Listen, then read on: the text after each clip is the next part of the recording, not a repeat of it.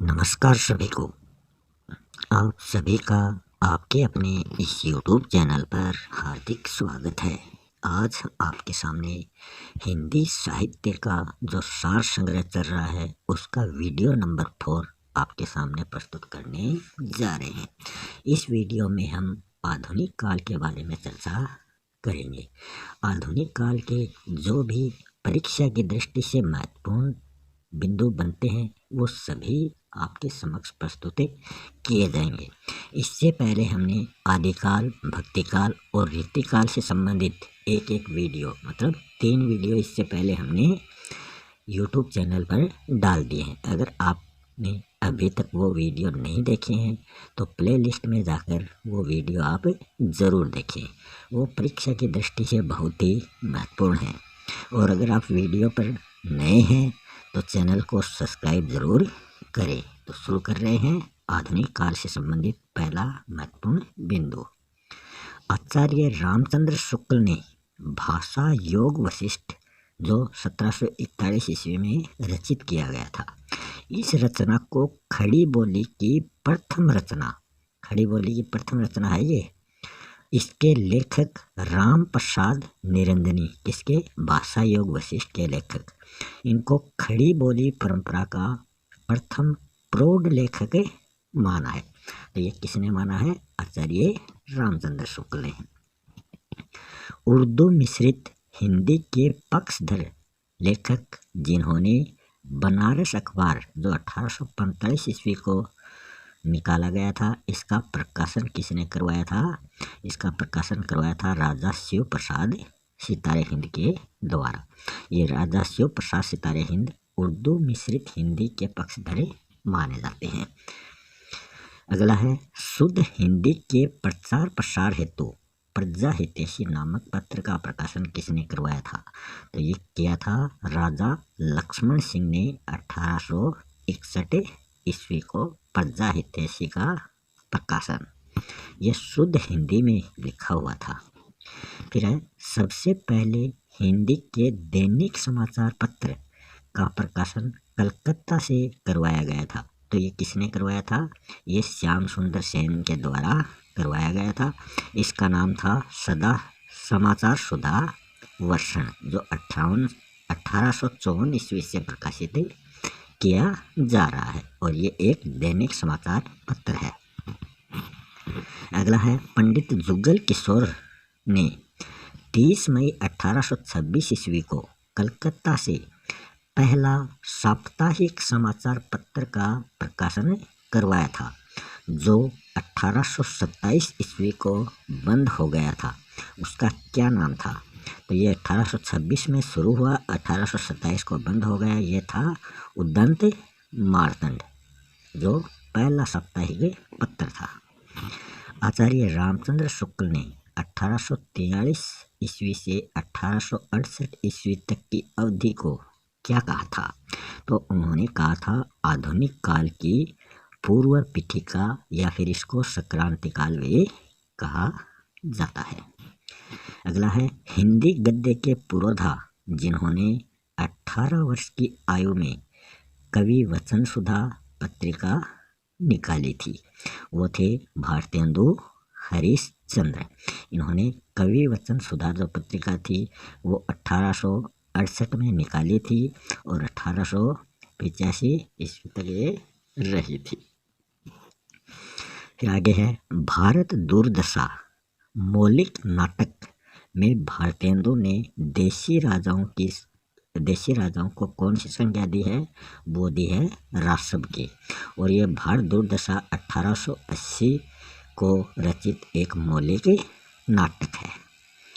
अगला क्वेश्चन है हिंदी लेखकों की समस्या समाधान हेतु कविता वर्धिनी सभा तथा तदीय समाज की स्थापना की गई थी। तो ये किसने की थी? ये भारतेंदु हरिश्चंद्र ने की थी। तदीय समाज की स्थापना 1873 ईस्वी को की गई थी। उर्दू में रस्सा उपनाम से काव्य लेखन कौन करते थे? भारतेंदु। बाला बोधिनी पत्रिका में भारतेंदु जी ने चर्चा की थी। तो उसमें स्त्री शिक्षा व उनकी समस्याओं से संबंधित चर्चा की थी और ये 1874 ईस्वी को प्रकाशित पत्रिका मानी जाती है। अगला है भारतेंदु के अधूरे मौलिक नाटक को उसके फुफेरे भाई राधाकृष्ण दास ने पूरा किया था। तो वो अधूरा नाटक कौन सा था? जो एक मौलिक नाटक था वो था सती प्रताप, जो 1883 ईस्वी को रचा गया था। साहित्य को जनसमूह के हृदय का विकास कहने वाले भारतेंदु युग के लेखक जिनको आचार्य शुक्ल ने हिंदी का स्टील कहा था वो कौन है? वो हैं बालकृष्ण भट्ट।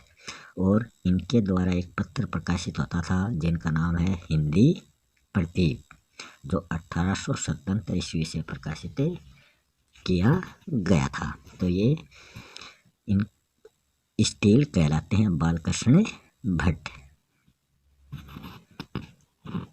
अगला है लेखन में संस्कृत शब्दों व गद्य में अलंकारों के प्रयोग के कारण शुक्ल ने ठाकुर जगत मोहन की शैली बतलाई थी। तो उनकी शैली कौन सी बताई थी? वो थी प्रलाप शैली। अगला क्वेश्चन है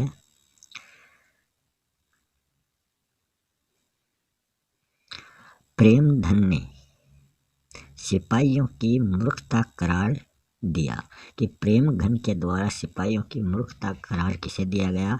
भारतेंदु मंडल के किसी भी लेखक द्वारा 1857 की क्रांति का समर्थन न देने के कारण। कि भारतेंदु मंडल के जो लेखक थे किसी ने भी 1857 की जो क्रांति थी उसका समर्थन नहीं किया था। हिंदी हिंदू हिंदुस्तान नारे के प्रणेता जो भारतेंदु मंडल के विनोदी स्वभाव के लेखक माने जाते हैं वो कौन थे? वो थे प्रताप नारायण मिश्र। इनको एडिसन कहा जाता है। हिंदी का स्टील तो बालकृष्ण भट्ट और हिंदी का एडिसन प्रताप नारायण मिश्र। नागरिक प्रचारणी सभा जो काशी में निर्मित थी इसके अध्यक्ष थे। तो इनके प्रथम अध्यक्ष थे राधाकृष्ण दास जो 1893 ईस्वी से 1900 ईस्वी तक रहे थे। इसका मतलब इसकी स्थापना कब हुई थी? 1893 को। तो ये 16 जुलाई 1893 को नागरिक प्रचारणी सभा की स्थापना की गई थी। फिर 1900 के बाद में इसके दूसरे अध्यक्ष बने थे श्याम सुंदर दास जो 1900 से लेकर 1908 तक इसके अध्यक्ष रहे थे। फिर इसके तीसरे अध्यक्ष बने थे श्याम बिहारी मिश्र और सुखदेव बिहारी मिश्र जो 1908 से लेकर ये जब तक रही अंत तक इनके अपने जीवन के अंत तक ये इसके अध्यक्ष रहे थे। फिर है सरस्वती पत्रिका 1900 ईस्वी में ये संपादित की गई थी। तो इसके संपादक जो थे वो 1901 से लेकर 1903 तक इसके संपादक रहे थे श्याम सुंदर दास। 1903 से 1920 तक इसके संपादक रहे थे महावीर प्रसाद द्विवेदी और 1920 से 1947 तक इसके संपादक रहे थे पंडित देवीदत्त शुक्ल और 1947 से 1990 तक इसके संपादक थे श्री नारायण चतुर्वेदी। फिर है द्विवेदी जी की पहली कविता हे कवित जो जून 1900 के अंक में प्रकाशित हुई थी वो कौन सी किस में हुई थी? ये सरस्वती पत्रिका में ये प्रकाशित हुई थी। द्विवेदी जी ने हिंदी में व्याकरण की अशुद्धियों को दूर करने के लिए व्याकरण मंडल बनाया जिसमें व्याकरण व शब्दकोश को तैयार करने की जिम्मेदारी उन्होंने किसको सौंपी थी? तो वो कामता प्रसाद गुरु, चंद्रधर शर्मा गुलेरी, गौरीशंकर मिश्र को ये जिम्मेदारी सौंपी थी।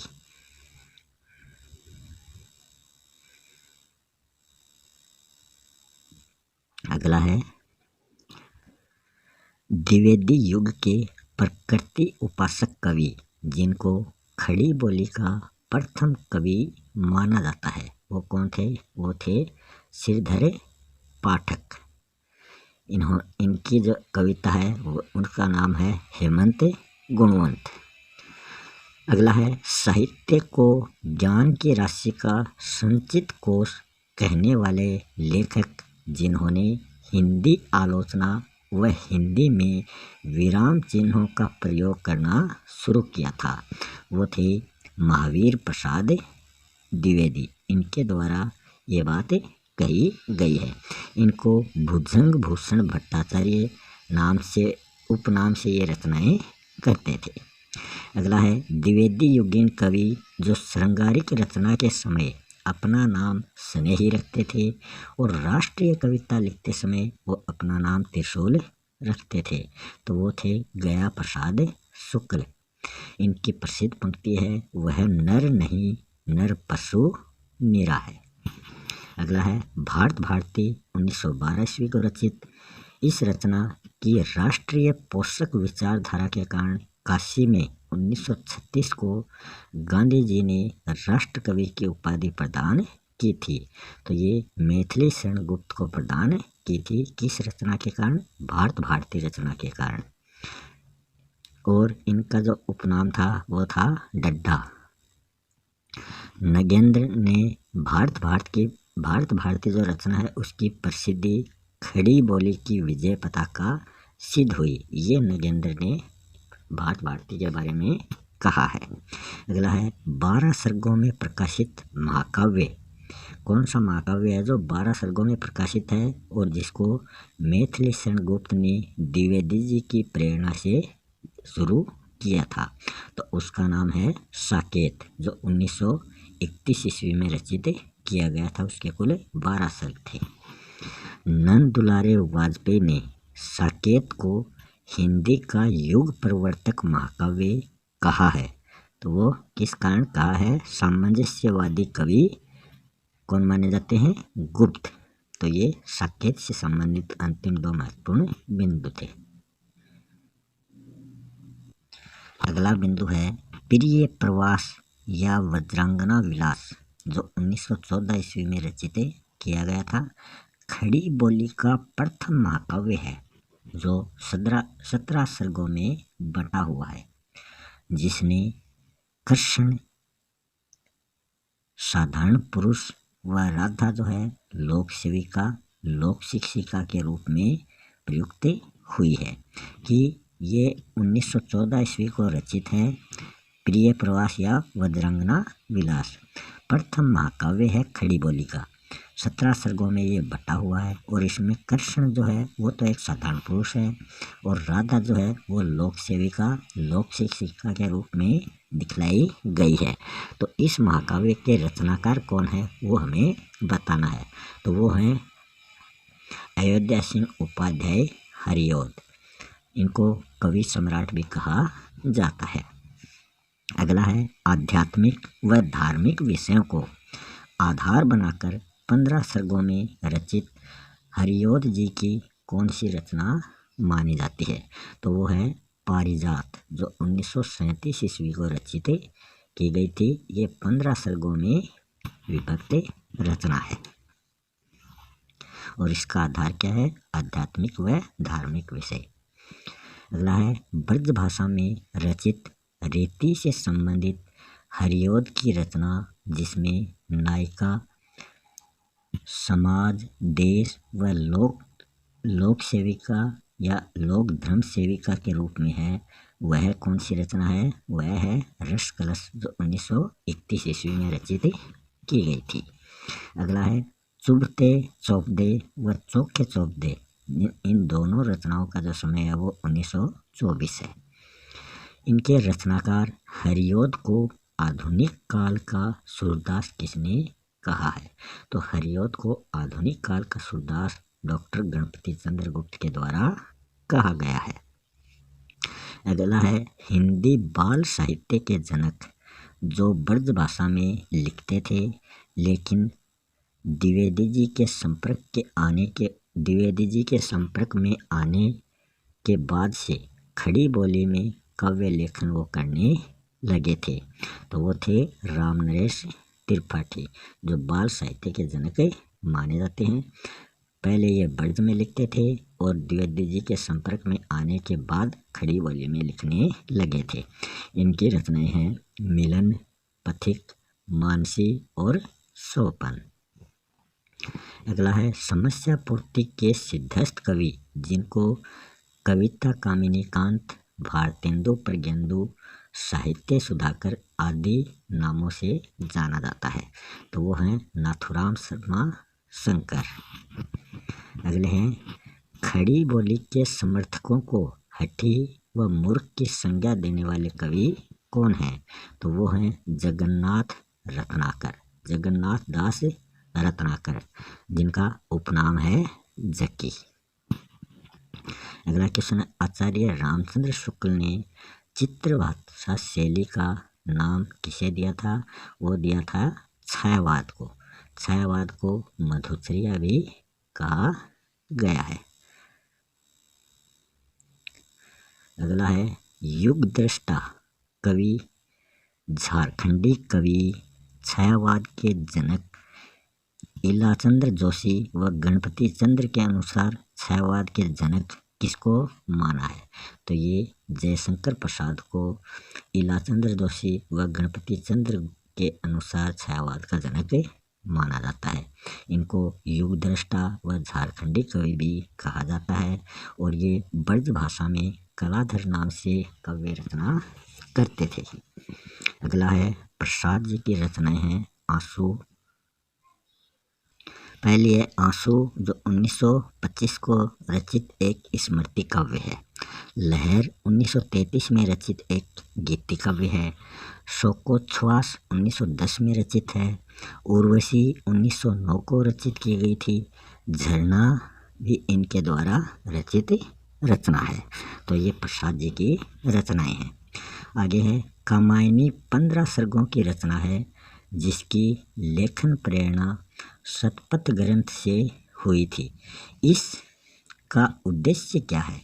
तो इस कामायनी रचना का जो उद्देश्य है वह है चिंता से अखंड आनंद की प्राप्ति करना। और कामायनी का पहला सर्ग ही चिंता है और अंतिम 15वां जो सर्ग है वो आनंद है। अगला है पंत जी की रचना, जिसे छायावाद का घोषणा पत्र या मैनिफेस्टो और जिसकी भूमिका को विज्ञापन कहा गया था। तो ये पल्लव जो रचना है उसे कहा गया था। ये 1928 ईस्वी में रचित रचना है। लोकायतन जो 1964 में रचित की गई थी। महाकाव्य है ये है जो लोकायतन। इसमें रोला छंद का प्रयोग करने वाले रचनाकार कौन हैं? वह हैं पंत। इसमें रोला छंद का प्रयोग किया गया था। पंत को शब्द शिल्पी की संज्ञा भी दी गई है।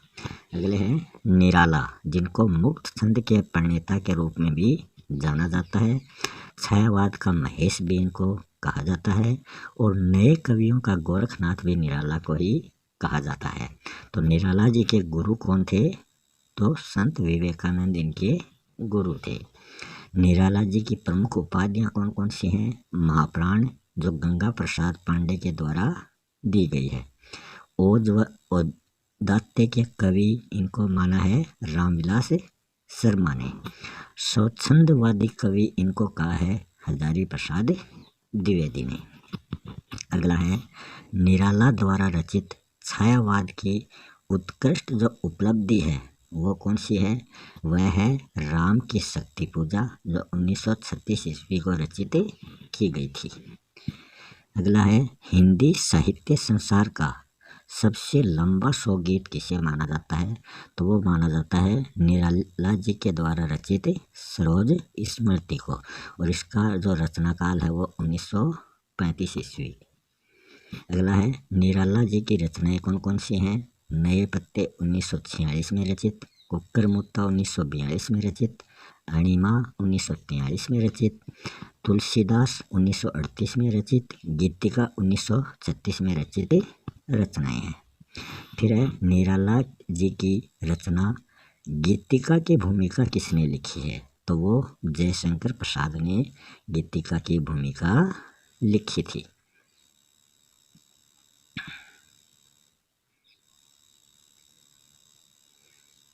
आगे है महादेवी वर्मा की चारों रचनाएं कौन कौन सी? निहार 1930, रश्मि 1932, नीरजा 1935, संध्या गीत 1936। इसका संकलन किसमें किया गया है? तो इन चारों रचनाओं का संकलन यामा में किया गया है, जो 1940 को रचित की गई थी। और यामा रचना पर 1982 में ज्ञानपीठ पुरस्कार इनको मिला था। 1936 ईस्वी में श्रीलंका जाकर बौद्ध धर्म में दीक्षित हुए प्रगतिवादी कवि कौन माने जाते हैं? तो वो माने जाते हैं नागार्जुन। इनका जो मूल नाम है वो वेदनाथ मिश्र है और इसको बाबा व ढक्कन भी कहा जाता है। फिर अगला क्वेश्चन है पत्रहीन नग्न गाछ। ये मैथिली कविता संग्रह है जिस पर साहित्य अकादमी पुरस्कार किसने प्राप्त किया था? तो ये नागार्जुन को ये प्राप्त हुआ था। मैथिली में ये यात्री नाम से काव्य रचना किया करते थे। अगला क्वेश्चन है व्यंग्य प्रधान काव्य लेखन के कारण नागार्जुन को कहा जाता था? तो इनको आधुनिक काल का कबीर कहा जाता था। अगला क्वेश्चन है मिट्टी की बारात 1972 ईस्वी में रचित रचना है जिस पर 1973 ईस्वी में भारत भारती और 1974 ईस्वी में साहित्य अकादमी पुरस्कार मिला था। तो ये किसकी रचनाएं हैं? ये हैं शिव मंगल सिंह सुमन द्वारा ये रचित रचना है। अगला है छायावादोत्तर कवियों में पंत की संज्ञा प्राप्त करने वाले जनवादी कवि कौन है? तो वो हैं केदारनाथ अग्रवाल। इनको केन का कवि भी कहा जाता है। अगला क्वेश्चन है रामधारी सिंह दिनकर की रचना जिस पर साहित्य अकादमी पुरस्कार 1968 को और ज्ञानपीठ पुरस्कार साहित्य अकादमी 1959 है और ज्ञानपीठ पुरस्कार 1972 को मिला था, वो रचना है। तो साहित्य अकादमी तो मिला था भारतीय संस्कृति के 4 अध्याय जो गद्य भाषा में निर्मित है, इस पर 1959 में साहित्य अकादमी मिला था। और उर्वशी जो 1964 में रचित है उस रचना पर 1972 में इनको ज्ञानपीठ पुरस्कार मिला था। दिनकर जी की रचना जो युगानुरूप होने के कारण आधुनिक काल की गीता कहलाती है, तो वो है कुरुक्षेत्र जो 7 सर्गों में बटी या विभक्ति रचना है।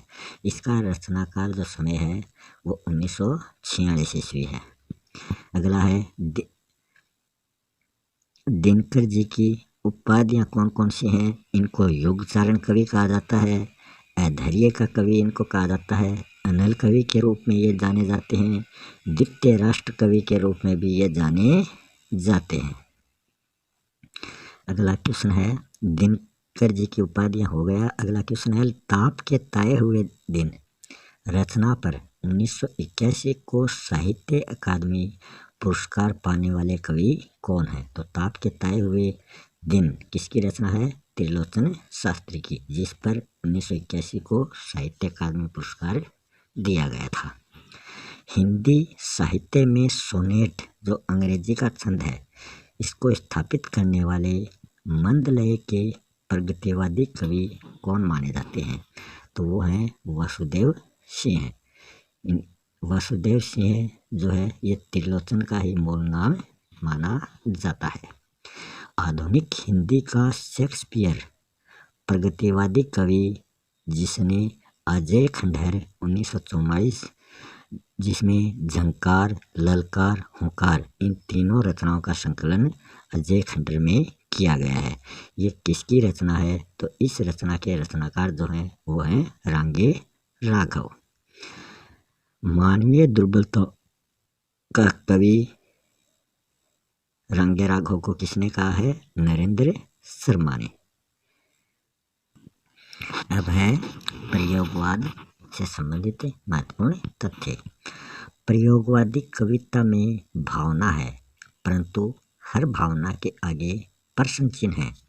इसी प्रश्न चिन्ह को बौद्धिकता कहा है। तो ये धर्मवीर भारती द्वारा दी गई परिभाषा है। तार सप्तक 1943, जिसे प्रथम तार सप्तक भी कहा जाता है। तो इससे संबंधित जो प्रमुख कवि हैं उनकी ट्रिक है, अज्ञे ने नेमी राम से मुक्ति पाने के लिए भारत प्रभाकर को गिरा दिया। तो अज्ञे ने नेमिराम से मुक्ति पाने के लिए भारत प्रभाकर को तार से गिरा दिया। तो ये तार सप्तक के कवियों की ट्रिक है। दूसरा तार सप्तक 1951 ईस्वी को आया था। उनमें जो 7 कवि थे उनसे संबंधित ट्रिक है, हरि धर्म के लिए रघुवीर ने शकुंत को नरेश बहादुर के भवन से निकाल दिया। तो ये इसमें भी 7 कवि हो चुके हैं।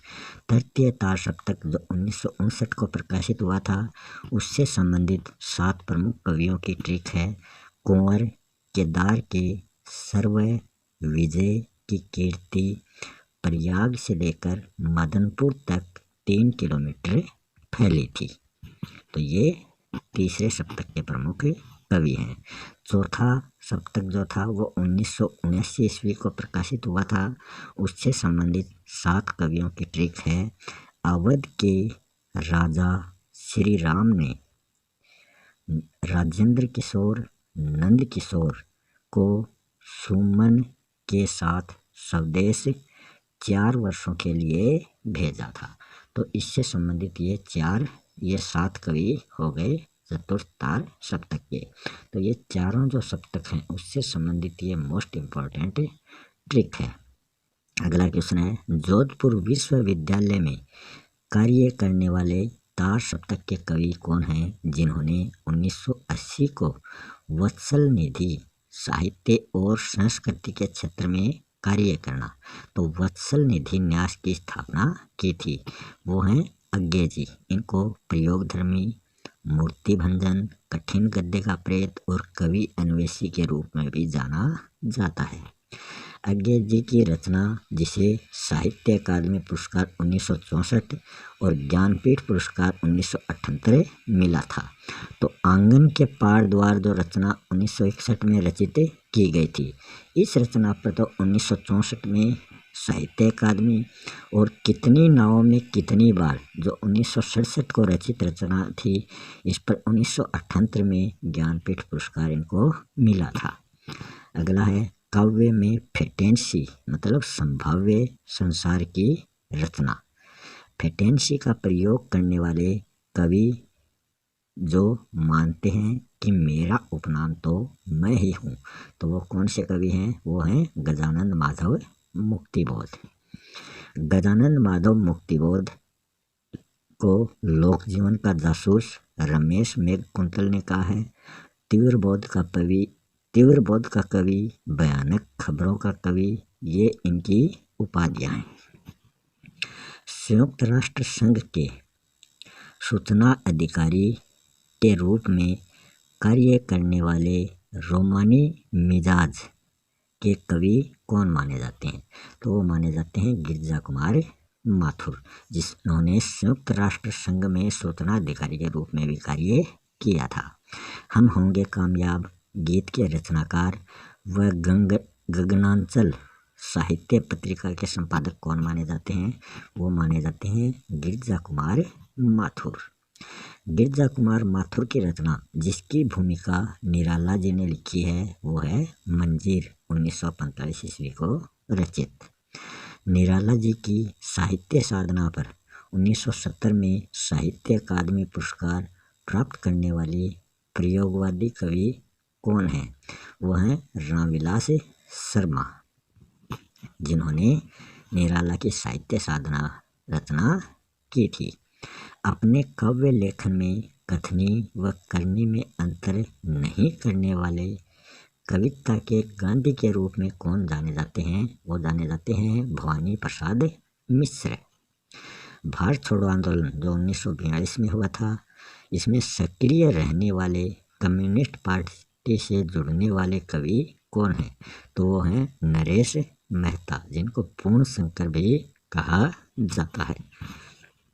अगला है रघुवीर सहाय की सभी रचनाओं के आरंभ में भूमिका है, लेकिन ऐसी कौन सी रचना है जिसमें भूमिका का अभाव है? तो वो है हंसो हंसो जल्दी हंसो, इसमें भूमिका नहीं है। अगला है आधुनिक काल का सूक्ष्मान्वेषी कवि जिसे लोग भूल गए, रचना पर साहित्य अकादमी पुरस्कार 1984 मिला था, तो वो थे रघुवीर सहाय। धर्मवीर भारती से संबंधित पत्र पत्रिकाएं कौन कौन सी हैं? अभ्युदय, संगम, निकष, आलोचना, धर्मयुग। सूक्ष्म सौंदर्य बोध का कवि, उर्दू व हिंदी का दुआब कवियों का कवि मानने वाले हैं, वो है शमशेर बहादुर सिंह, जिनको बिंब धर्मी कवि भी कहा जाता है। अगले हैं अकाल में सारस 1988 ईस्वी को रचित रचना पर 1989 में साहित्य अकादमी पुरस्कार प्राप्त करने वाले मानवीय संवेदना व बिंब विधान के कवि कौन हैं? तो वो हैं केदारनाथ सिंह। मिथिकीय रचना करने वाले नागर संवेदना के कवि जिन्हें 2005 में ज्ञानपीठ पुरस्कार मिला था, वो हैं कुंवर नारायण सिंह। अज्ञे को समर्पित सर्वेश्वर दयाल सक्सेना का काव्य संग्रह, जिसमें 1958 से लेकर 1963 तक की कविताएं संकलित हैं, उसका नाम क्या है? वह है बांस का पुल। मध्यम वर्गीय आकांक्षाओं के लेखक जिन्होंने चित्रात्मक शैली का प्रयोग किया है, वो है सर्वेश्वर दयाल सक्सेना। रचना धर्मिता कवि शमशेर बहादुर सिंह, सर्वेश्वर दयाल सक्सेना। रचना धर्मिता कवि सर्वेश्वर दयाल सक्सेना सूझबूझ के कवि हैं। वे सच्ची चोटें बांटते हैं, झूठी मुस्कानें नहीं बेचते। तो ये कहा था रमेश ऋषि कल्प के द्वारा ये कहा गया था। तो इसी के साथ ये महत्वपूर्ण क्वेश्चन आंसर यहीं समाप्त होते हैं। मिलते हैं नेक्स्ट वीडियो में एक नए टॉपिक के साथ। तब तक के लिए